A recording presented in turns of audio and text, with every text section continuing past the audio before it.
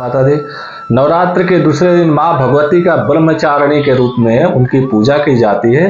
ब्रह्मचारिणी शब्द का मत होता है ब्रह्म का आचरण करने वाली। माँ भगवती ब्रह्मचारिणी जो है ज्ञान, तपस्या, वैराग्य की मालिक है।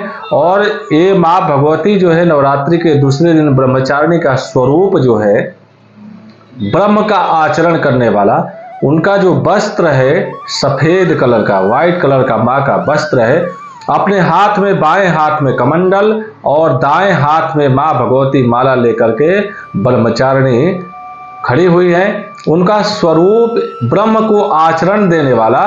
और माँ भगवती के दूसरे दिन नवरात्रि का स्वरूप और वर्णन से ये पता लगाया जा सकता है कि जीवन में व्यक्ति की तपस्या और बिना संघर्ष किए हुए, जीवन में कड़ी मेहनत किए हुए सफलता उनको प्राप्त नहीं होती, अर्थात कठोर परिश्रम के साथ उनकी सफलता प्राप्त होती है। अब ज्ञान और वैराग्य, माँ भगवती ब्रह्मचारिणी क्या है? ज्ञान और वैराग्य की देवी कही जाती है।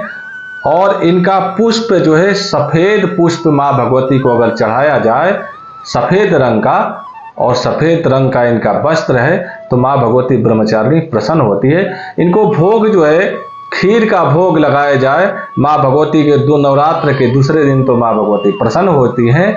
और फल में विशेष करके इनको जो है केले और नारियल का, इनको माँ भगवती को अगर फल में विशेष करके चढ़ाया जाए तो ब्रह्मचारिणी जो है कृपा करती हैं और प्रसन्न होती हैं।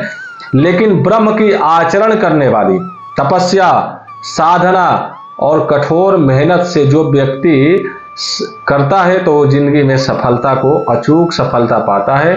माँ भगवती ब्रह्मचारिणी का यही संदेश होता है। और दूसरे दिन इस स्वरूप का अगर आप पूजा करते हैं, शुद्ध वातावरण में घर में बैठ करके, शुद्ध होकर के माँ भगवती का, और इस मंत्र को अगर आप जप करते हैं, ह्रीं श्रीं अंबिकायै नमः, या देवी सर्वभूतेषु ब्रह्मचारिणी रूपेण संस्थिता, नमस्तस्यै नमस्तस्यै नमस्तस्यै नमो नमः। इस मंत्र से दूसरे दिन नवरात्र के माँ भगवती ब्रह्मचारिणी का पूजा कर, अर्चना और ध्यान करते हैं, तो माँ भगवती जो है आपको शक्ति, बुद्धि, वैराग्य, तपस्या और रहने सहने और साधना का, आपको तपस्या का भी वरदान देती। इसके साथ साथ वो बताती भी है कि आपको जिंदगी में, जीवन में किस प्रकार से वैराग्य और साधना और तपस्या के साथ जीना और संघर्ष करना चाहिए।